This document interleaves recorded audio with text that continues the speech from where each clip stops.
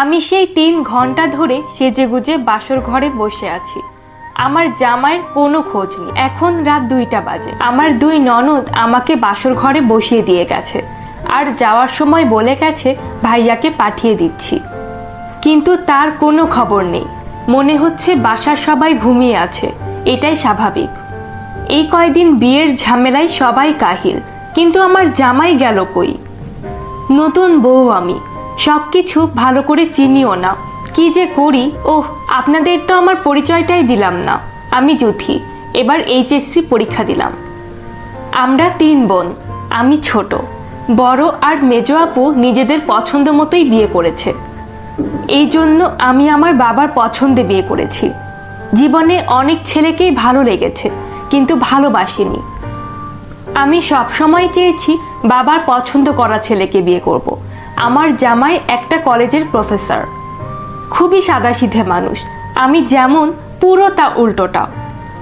বান্ধবীদের কাছ থেকে শুনতাম যে ছেলেগুলা বেশি লেখাপড়া করে তারা বলদ হয়।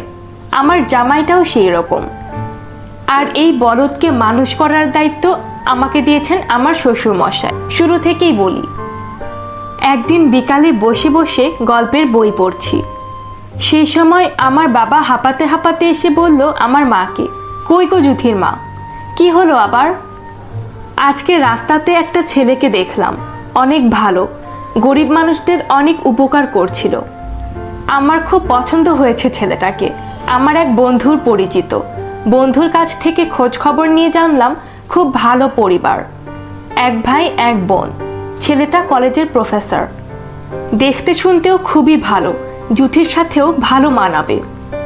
তাই আমার বন্ধুকে সব খোঁজ খবর নিতে পাঠালাম।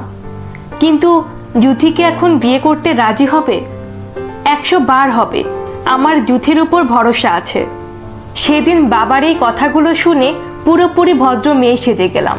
কি আর করার, সব ভালো লাগার মানুষগুলোকে ভুলে গেলাম। 1 সপ্তাহ পরে আমাকে দেখতে এলো। আমাকে তাদের পছন্দ হলো। ছেলেকে আর আমাকে একটা রুমে পাঠানো হলো আমার 2 দুলাভাইয়ের আগ্রহতে। আমার থেকে আমার 2 দুলাভাই বেশি খুশি। কেন বুঝলাম না। আমি ছেলের সামনে বসে আছি, কিন্তু বুঝতে পারছি না আমি ছেলে দেখতে এসেছি নাকি ছেলে আমাকে দেখতে এসেছে। সে চুপ করে নিচের দিকে তাকিয়ে আছে। আমার মনে হচ্ছে সে কি যেন একটা দেখছে, খুব মনোযোগ সহকারে। আমি একটু নড়ে চড়ে বসলাম, সেও একটু নড়ে চড়ে উঠল। এবার দেখলাম সে ঘরের সবকিছু খুঁটে খুঁটে দেখছে। মনে হচ্ছে তাকে বলা হয়েছে ঘরের সবকিছু দেখতে। আমার মেজাজ খারাপ হচ্ছে। আমার আবার এই একটা দোষ, অল্পতেই রেগে যায়। এবার আমি তাকে বললাম, আপনার ঘরের সবকিছু দেখা শেষ হয়েছে? না মানে, কি মানে করছেন? কি মানে করছেন? আমাকে কিছু জিজ্ঞেস করুন। ও হ্যাঁ, আমার নাম মাহাদি। আপনার নাম জানতে পারি? না, পারেন না। ও ঠিক আছে, সমস্যা নেই, পরে জেনে নিব। এইটুকু কথা বলে চুপ করে আছে। এবার দেখলাম পকেট থেকে ফোন বের করে অযথা টিপাটিপি করছে। আমার মেজাজ এবার আরো গরম হয়ে যাচ্ছে। আমি বললাম, আর কিছু বলবেন? এবারও নিচের দিকে তাকিয়ে বলল, আপনি কাউকে ভালোবাসেন? আমি অবাক হলাম কথাটি শুনে। আমার বলদ জামাই বলে কি? আমি কিছু বলার আগেই সে বলল, বিয়ের আগে সবাই কম বেশি প্রেম করে, বিয়ের পরে কি করে সেটাই দেখার বিষয়। সেই দিন আমি আমার জামাইয়ের প্রেমে পড়ে গিয়েছিলাম। কত ভালো একটা মানুষ। যাওয়ার আগে আমার শ্বশুরমশাই মাথায় হাত দিয়ে বলেছিল, জুথিমা, আমার ছেলেটা ছোটবেলা থেকে লেখাপড়া ছাড়া কিছু বোঝেনি। ওর কোনো বন্ধু ছিল না, সারা জীবন শুধু বই পড়ে কাটিয়েছে, তাই ও একটু অন্যরকম। তুমি ওকে ঠিক করো, আজ থেকে ওর দায়িত্ব তোমাকে দিলাম। আমি চুপ করেছিলাম। এটাই ছিল আমার নীরব সম্মতি। সবাই চলে গেল। তারপর আমার 2 দুলাভাই ধরল। কি গো শালিকা, কেমন লাগলো? ঘোড়ার ডিমের মতো। কিন্তু তোমাদের এত আগ্রহ কেন শুনি? কি যে বলো, আমাদের একমাত্র শালি, তোমার সব ভালো মন্দ আমাদের দেখতে হবে না? যার যার বউয়ের খবর শেষে নাও, বুঝলে? এখনই এই পরে তো আমাদের ভুলে যাবে যা দেখছি। এই বলে দুইজনই খুবই হাসাহাসি করতে লাগলো। আমি সরে গেলাম। না হলে আরো কত কি শুনতে হবে কে জানে।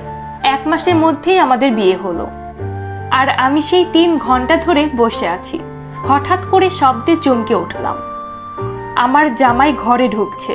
আমি ঘোমটাটা আরো ভালো করে টেনে নিলাম। শুনেছি বাসর ঘরে রাগ করতে নেই, তাই আমি খুশি মনেই আছি। আমি ঘোমটার ভেতরেই বুঝতে পারছি দূরে দাঁড়িয়ে আছে। আমার মনে হচ্ছে ভাবছে কি করবে। আমি নিজেই খাট থেকে নেমে সালাম করলাম। ও লজ্জা পেয়ে খাটে বসলো। আমি কি লজ্জা পাই? আমার জামাই নিজেই লজ্জায় লাল। আমার জামাই বলল, আসলে আমি দুঃখিত। কেন? এই যে আপনাকে বসিয়ে রেখেছি বলে। আসলে আমি একটা বই পড়ছিলাম, কখন যে ঘুমিয়ে গেছি বুঝতে পারিনি। ও আচ্ছা, আপনি এখনো জেগে আছেন কেন? ঘুমিয়ে পড়ুন, অনেক রাত হলো। ইস, কি স্বপ্ন ছিল এই বাসর রাত নিয়ে, সব মাটি হয়ে গেল। কি যে বলবো এই হাদারামটাকে। আমার ভীষণ রাগ হলো ওর কথাটা শুনে। আমি রাগী লোক নিয়ে ওর দিকে তাকালাম। ও মিনমিন করে বলল, আসলে আপনার খুব কষ্ট হয়েছে তাই বললাম। আপনি যদি বলেন তাহলে সারা রাত আমি আপনার সাথে বসে থাকব। তোমাকে সারা রাত বসে থাকতে হবে না। আমি যা যা বলি মন দিয়ে শোনো, ঠিক আছে আমার বাবুটা? ও মনে হলো একটু লজ্জা পেল, তারপরেও মাথা কাত করে সম্মতি জানালো। আমি বললাম, প্রথম কথা হলো আমাকে তুমি করে বলতে হবে। আমাকে প্রতি সপ্তাহে শপিংয়ে নিয়ে যেতে হবে এবং ছুটির দিনগুলোতে ঘুরতে নিয়ে যেতে হবে। আমার জন্য প্রতিদিন গোলাপ ফুল আনতে হবে। আমি রাগ করলে রাগ ভাঙাতে হবে। কোনো বিষয় নিয়ে মাতব্বারি করা যাবে না। কোনো বিষয় নিয়ে অযথা চেঁচামেচি করা যাবে না। ঠিক আছে বাবু, কিন্তু আমি যে কখনো এইসব করিনি, আমার অভিজ্ঞতা নেই। তাহলে আগে একটা বিয়ে করে অভিজ্ঞতা নিয়ে তারপর আমাকে বিয়ে করতে? ধুর, কি যে বলেন। দুঃখিত, কি যে বলো। এই তো আমার লক্ষ্মী জামাই। আরেকটা কথা, যতক্ষণ ঘরে থাকবো কোনো বই যেন হাতে না দেখি, তাহলে সব বই ছিঁড়ে ফেলবো। এইসব কথা বলার সময় অনেক হাসি পাচ্ছিল ওর মুখ দেখে, কিন্তু আমি চাই আমার জামাইকে একদম বদলে দিতে। তারপর আমি বললাম, ঠিক আছে তাহলে এখন ঘুমিয়ে পড়ি। ও বলল, কিন্তু আমার পাশে কেউ শুলে যে আমার ঘুম হয় না। এখন থেকে ঘুমাতে হবে, কারণ তোমার বউ তো আর অন্য রুমে গিয়ে ঘুমাবে না, এইটাই তার রুম। আস্তে আস্তে ঠিক হয়ে যাবে। ও আমার থেকে কিছুটা দূরত্ব বজায় রেখে ঘুমিয়ে পড়ল। আমিও ঘুমিয়ে পড়লাম। আমার যখন ঘুম ভাঙল, দেখি অনেক বেলা হয়ে গেছে। ও আমাকে জড়িয়ে ধরে শুয়ে আছে। কখন আমার কাছে এসেছে আমি টের পাইনি। আমি রাতের কথাগুলো ভাবতে লাগলাম। হঠাৎ দেখি ওর ঘুম ভেঙে গেছে। আমি চোখ বন্ধ করে শুয়ে থাকলাম, দেখি কি করে। আমি বুঝতে পারলাম ও ভীষণ লজ্জা পাচ্ছে। আমিও কিছু বলছি না। অনেকক্ষণ এইভাবে শুয়ে রইলাম। ও নিজেকে মুক্ত করে নিয়ে ওয়াশরুমে গেল। আমি শুয়ে রইলাম। ও ওয়াশরুম থেকে বেরিয়ে কি বলবে বুঝছে না। আপনি বলবে না তুমি বলবে। অবশেষে মুখ খুলল আমার জামাইটা। আমাকে বলল, অনেক বেলা হয়েছে, মা ডাকছে নাস্তা করতে। আমি ওর দিকে তাকালাম, বললাম, আমার নাম নেই কোনো? না মানে, ঠিক আছে তুমি যাও, আমি আসছি। আমি ওয়াশরুম থেকে বের হয়েছি এমন সময় আমার 2 ননদ এলো। আমাকে খুব আগ্রহের সাথে বলল, ভাবি ঘুম কেমন হলো? সে আর বলতে, তোমার ভাইয়া এত রোমান্টিক, কিভাবে যে রাত কেটে গেল বুঝতেই পারলাম না। ওরা হয়তো এই উত্তর আশা করেনি। ওরা হয়তো ভেবেছিল আমি খুব দুঃখ প্রকাশ করব, কারণ ওরা জানে ওদের ভাই কতটা হাদারাম। কিন্তু আমি কিছু বলবো না। একটা বিষয় বুঝি না, ননদদের সব বিষয়ে এত ইন্টারেস্ট কেন? ভাবিদের সব বিষয়ে নাক গলানো তাদের চাই। আমি ওদের সাথে নাস্তার টেবিলে গেলাম। আমাকে দেখে শ্বশুর শাশুড়ি অনেক খুশি হলো। শ্বশুর বলল, এসো মা, আমরা তোমার জন্য অপেক্ষা করছি। আমি তাদের দুজনকে সালাম করলাম। আমার নতুন জীবনের প্রথম সকাল। আমরা সবাই মিলে নাস্তা করছি। এমন সময় আমার জামাই বলল, মা কয়েকদিন কলেজে যাওয়া হয় না, তাই ভাবছি আজকে যাব। সে কি কথা, আজ বিয়ের পরের দিন, আজ কেউ বাইরে বের হয়? আর কাল বউ ভাত, সবাই আসবে শ্বশুর বাড়ি থেকে তোদের নিতে। সেখানে কাল যাবি, কলেজে কিছুদিন পর থেকে যাস। তোর মা ঠিকই বলেছে, এখন এত তাড়া কিসের, কিছুদিন রেস্ট নে, তারপর যাবি। দুই ননদ মুখ টিপে হাসছে। আমি টেবিলের নিচ দিয়ে আমার পা দিয়ে ওর পায়ে জোরে একটা চিমটি কাটলাম। ও আহ করে চিল্লিয়ে উঠল। সবাই বলল, কি হয়েছে, কি হয়েছে? না মানে পোকা, পোকা কামড়েছে। আমি মনে মনে বললাম, রুমে চলো, তোমার মজা দেখাচ্ছি। বিয়ের পরের দিন কলেজ, ও রুমে আসতেই কলার চেপে ধরলাম আর রাগের সাথে বললাম, আসলে ভাবছিলাম বাসায় বসে কি করব, লাইব্রেরিতে বই পড়লে ভালো লাগবে। আমার আরো মেজাজ খারাপ হলো। বাড়িতে নতুন বউ রেখে ও যাবে লাইব্রেরিতে? কি আশ্চর্য। আমি ওকে রাগানোর জন্য বললাম, নাকি কলেজে কোনো সুন্দর মেয়ে দেখতে যাবে? ছি ছি, কি বলো এইসব, আমি কোনো মেয়ের দিকে তাকাই না। এই কথা যেন সবসময় মনে থাকে, বুঝলে আমার ময়না পাখি? ও আমার কথাটা শুনে হেসে দিল। কি সুন্দর হাসি, যেই হাসি দেখলে বারবার প্রেমে পড়তে ইচ্ছা করে। পরের দিন আমার বৌভাতের অনুষ্ঠান শেষ হলো। আমার শ্বশুর অনেক বড় করে বৌভাতের আয়োজন করেছিলেন। আমার বাপের বাড়ি থেকে সবাই এসেছিলেন। এখন আমি বাপের বাড়ি যাব। সবার থেকে বিদায় নিয়ে গাড়িতে উঠলাম, কিন্তু আমার জামাইকে দেখছি না। সবাই বলছে ও কই? আমি বললাম, একসাথেই তো বের হলাম। আমার বড় দুলা ভাই বলল, আমি দেখছি কোথায়। একটু পর দেখলাম আমার জামাই আসছে, হাতে কতগুলো বই নিয়ে। আমার মেজাজ খারাপ হয়ে গেল। আপুরা বলছে, কি রে জুথি, তোর জামাই এতগুলো বই নিয়ে কি করবে? আমি রেগে বললাম, গাড়িতে সবাইকে পড়তে দিবে। ও আমার পাশে বসে দাঁত কেলিয়ে বলল, জুথি, বইগুলো দারুণ পড়তে, তাই নিয়ে এলাম। তোমাদের বাসায় বসে পড়তে পারবো, তুমি রাগ করো না, যদি একা একা সময় না কাটে, তাই নিয়ে এলাম। সবাই ওর দিকে হা করে তাকিয়ে আছে। আমি কি করব বুঝছি না, হাসবো না কাঁদবো। ওকে বাসায় গিয়ে উচিত শিক্ষা দিতে হবে। গাড়ি এগিয়ে চলল আমার বাবার বাড়ির উদ্দেশ্যে। আমার জামাই গাড়িতে উঠেই বই পড়তে শুরু করলো।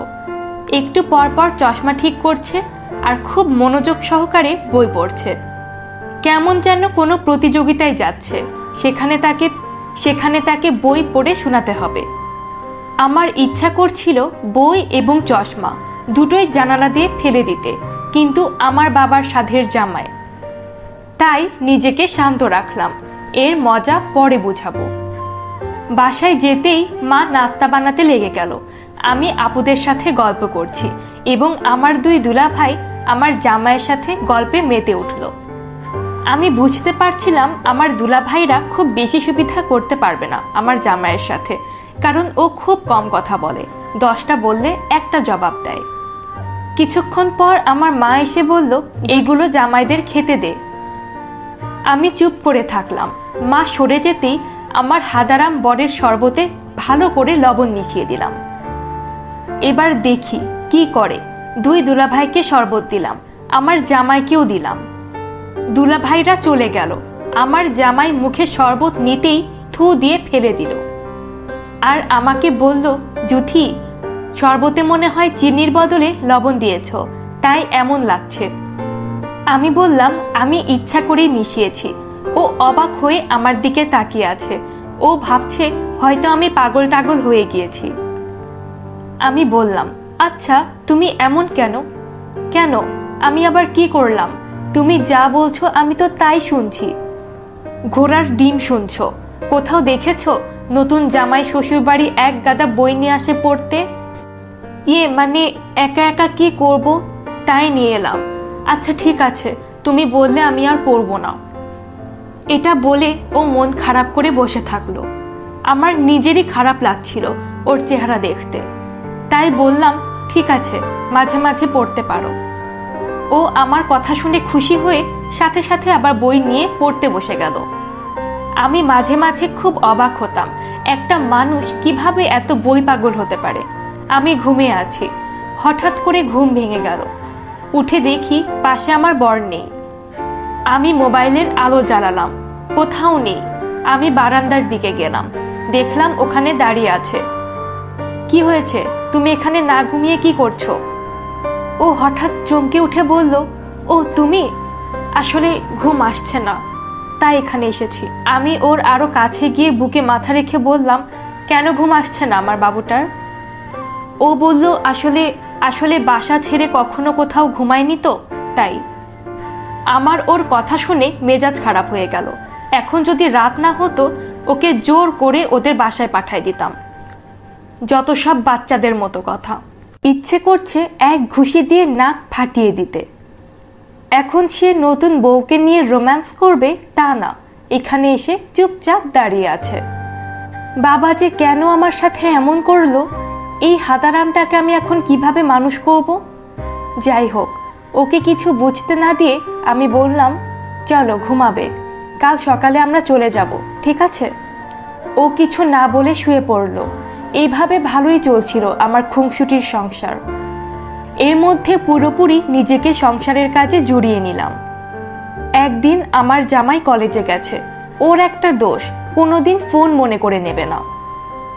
আমি বসে বসে গল্পের বই পড়ছি, এমন সময় ওর ফোনে মেসেজ আসলো। আমি অতটা গুরুত্ব দিলাম না। একটু পর আবার মেসেজ আসলো, পরপর 2টা। আমি মনে মনে চিন্তা করলাম, হয়তো দরকারে কেউ মেসেজ দিচ্ছে। আমি ফোনটা কাছে নিলাম আর মেসেজগুলো বের করলাম। মেসেজগুলো পড়ে আমার চোখ বড় বড় হয়ে গেল। মেসেজগুলো এইরকম ছিল যে, মিস করছি জান, কতদিন হলো আমার সাথে সাক্ষাৎ করো না, নতুন বউকে পেয়ে তো আমাকে ভুলেই গিয়েছো। আমার পড়াগুলো শেষ হতে না হতেই সেই নাম্বার থেকে কল আসলো। আমি রিসিভ করতেই বলে উঠল, সেই কখন থেকে মেসেজ করছি, রিপ্লাই দিচ্ছ না কেন? নাকি বউ পাশে আছে?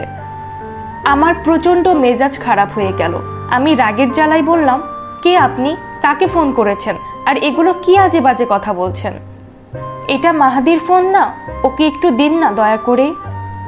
আপনি কে সেটা আগে বলুন, আমি তার স্ত্রী। আর এগুলো কি আজে বাজে কথা বলছেন? আমার মাহাদির সাথে 2 বছরের সম্পর্ক। সে আপনাকে বিয়ে করেছে শুধুমাত্র তার বাবা মায়ের কথা রাখতে। আপনি না বিশ্বাস করলে আমার কিছুই করার নেই। আপনি কে সেটা আগে বলুন। আমি কে সেটা না হয় মাহাদির কাছ থেকেই জেনে নেবেন। এই বলে মেয়েটা ফোনটা কেটে দিল। ওর কথা শুনে আমার সারা শরীর বেয়ে তত্তর করে ঘাম পড়তে লাগলো। আমার চারিদিক অন্ধকার হয়ে গেল। আমি এগুলোর জন্য কোনো দিন প্রস্তুত ছিলাম না। আমি এগুলো ভাবছি, ঠিক তখনই আমার বর এসে বলল, জুথি, আমি ফোনটা ভুলে বাসায় রেখে গিয়েছিলাম। অনেক দরকারি একটা ফোন আসার কথা ছিল। কোনো ফোন এসেছিল? করেছিল একটা মেয়ে। এগুলো কি বলছো পাগলের মতো? একটা মেয়ে? কি বললো মেয়েটা ফোন করে? বলল তোমাকে মিস করছে, তুমি নাকি তার জান, তোমাকে দেখা করতে বলেছে। তোমার কি মাথা খারাপ হয়েছে? আমি আবার কার জান?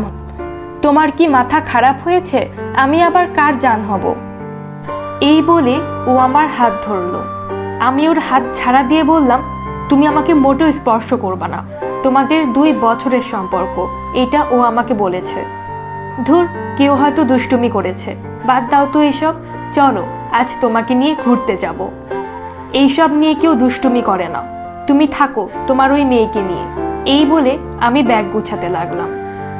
ও আমাকে বলল, তুমি কিন্তু সামান্য বিষয় নিয়ে বেশি করছো।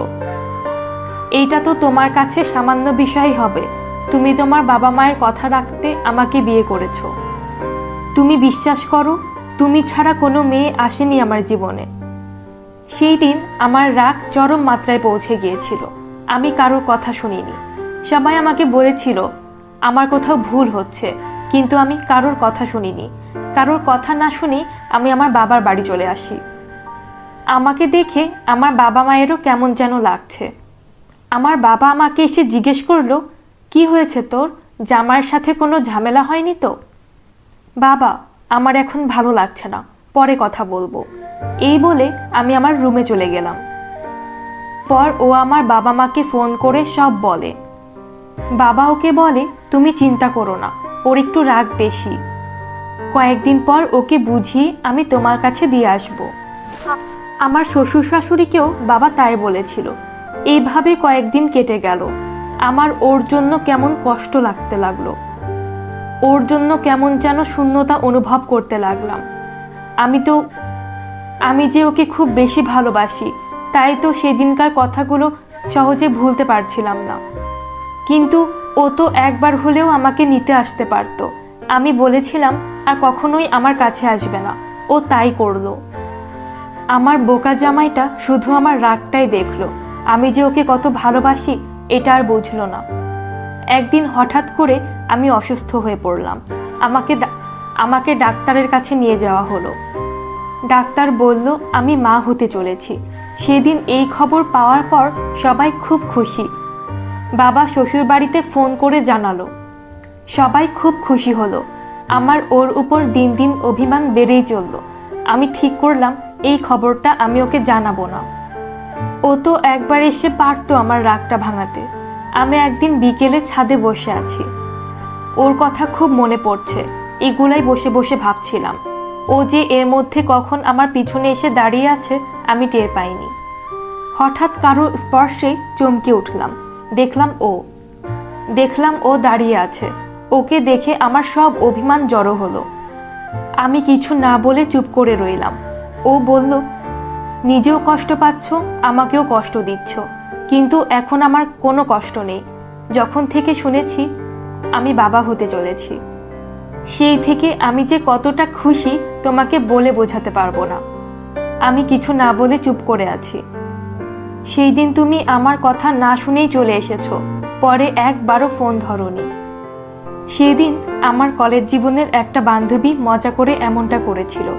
পরেও সব জানতে পেরে খুব অনুতপ্ত হয়েছে। ও বলেছে তুমি ফিরে গেলে ও তোমার কাছে ক্ষমা চাইবে। আমি তোমাকে অনেক ভালোবাসি, তোমাকে ফিরিয়ে নিয়ে যেতে এসেছি। চলো, সবাই অপেক্ষা করছে। এবার আমি মুখ খুললাম, তাহলে এতদিন নিতে আসোনি কেন? বলল, নিজেকে পরিবর্তন করছিলাম, তুমি যেগুলো অপছন্দ করো সেগুলো আর করি না। এই বলে কতগুলো গোলাপ বের করে বলল, এই দেখো জুথি, তুমি বলতে না তোমার জন্য রোজ একটা করে গোলাপ আনতে হবে? তুমি চলে আসার পরেও আমি তোমার জন্য রোজ একটা করে গোলাপ এনেছি। আমি দেখলাম ওর হাতে অনেকগুলো গোলাপ, কোনোটা শুকিয়ে আছে। এবার আর নিজেকে সামলাতে পারলাম না। আমার বলদ জামাইয়ের বুকে ঝাপটে পড়লাম, আর চোখ দিয়ে অঝরে পানি পড়ছিল। ও আমাকে বলল, জানো সেদিনই আমি আমার ফোনটা ভেঙে ফেলেছিলাম। কেন? ওই ফোনটাই তো তোমাকে আমার থেকে এতটা দূরে সরিয়ে রেখেছে। আচ্ছা, তুমি বললে না তো আমাদের নতুন অতিথি কেমন আছে? সেটা না হয় তুমি নতুন অতিথির কাছে জিজ্ঞেস করো। আমি এই কথা বলতেই ও আমাকে বুকের মাঝে জড়িয়ে রেখে বলল, আমি তোমাকে এইরকম ভাবে সারা জীবন কাছে পেতে চাই। অবশেষে আমার বোকা বর চালাক হলো তাহলে। ও জোরে হেসে দিয়ে বলল, তুমি চাইলে আমি সারা জীবন এইরকম বোকা হয়ে থাকতে রাজি।